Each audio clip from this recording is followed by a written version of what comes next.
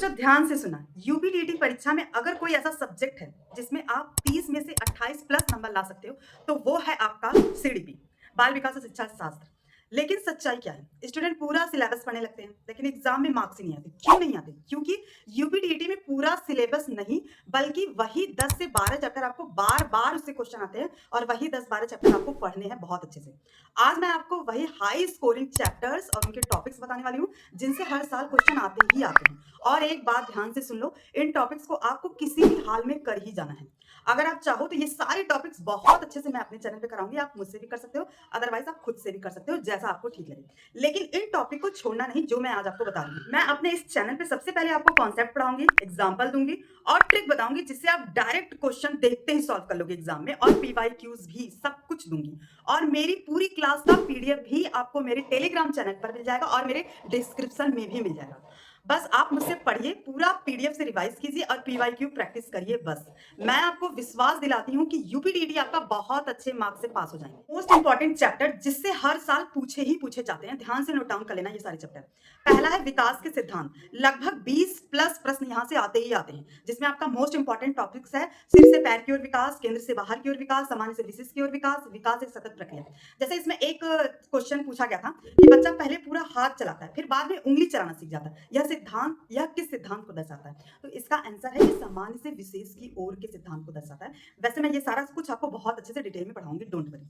Chapter number 2 अधिगम के सिद्धांत। लगभग 15 प्लस क्वेश्चन आते ही आते हैं। इसमें मोस्ट इंपॉर्टेंट थियरीज पूछता है, थर्नडाइक पूछता है, पावलर पूछता है, स्किनर पूछता है, कोहलर पूछता है। जैसे इससे एक क्वेश्चन पूछा था, ट्रायल एंड एरर सिद्धांत किसने दिया? तो इसका आंसर है थर्नडाइक। चैप्टर नंबर 3 याजे का संगणात्मक सिद्धांत। लगभग 12 प्लस प्रश्न यहाँ से आते ही आते हैं। अवस्थाएं पूछती हैं, इनकी 4 स्टेज इन्होंने जो दिया रखा है वहां से भर भर के क्वेश्चन आते हैं। परेशान मत हो, मैं सारा कुछ पढ़ाऊंगी। जैसे इससे एक क्वेश्चन पूछा था, ऑब्जेक्ट परफॉर्मेंस किस सिद्धांत में आता है? तो ये आपका संवेदी गतिशील अवस्था में आता है, याजे के अवस्था नंबर 1 में आता है। चैप्टर नंबर 4 वाइगोत्स्की का सिद्धांत। लगभग 7 से 8-10 प्रश्न आते हैं। मोस्ट इंपॉर्टेंट है इसमें आपका जेडपीडी, स्कैफोल्डिंग। इस पे एक क्वेश्चन ऐसे पूछता है कि जेडपीडी की अवधारणा किसने दी? तो वाइगोत्स्की ने दी।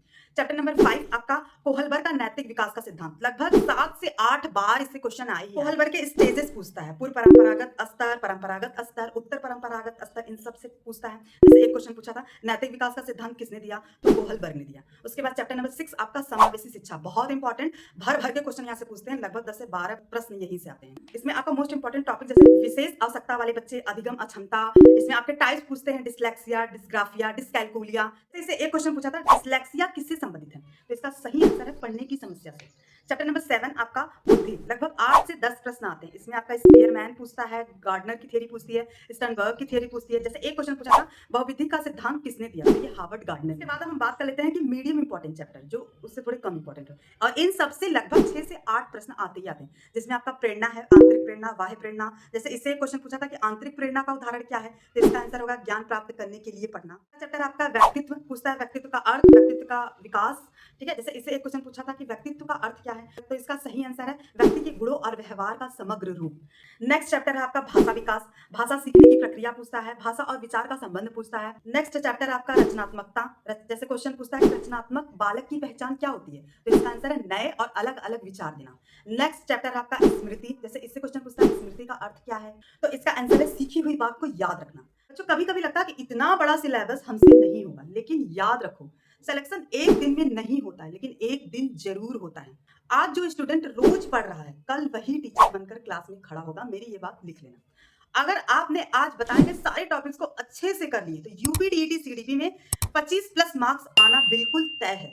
बस रोज पढ़िए, मेरी पीडीएफ रिवाइज करिए और पीवाईक्यू प्रैक्टिस कीजिए, और जिस दिन आपका सिलेक्शन हो जाए उस दिन मेरे चैनल पे आके कमेंट जरूर करना कि मैडम मेरा सिलेक्शन हो गया। Thank you, Radhe Radhe.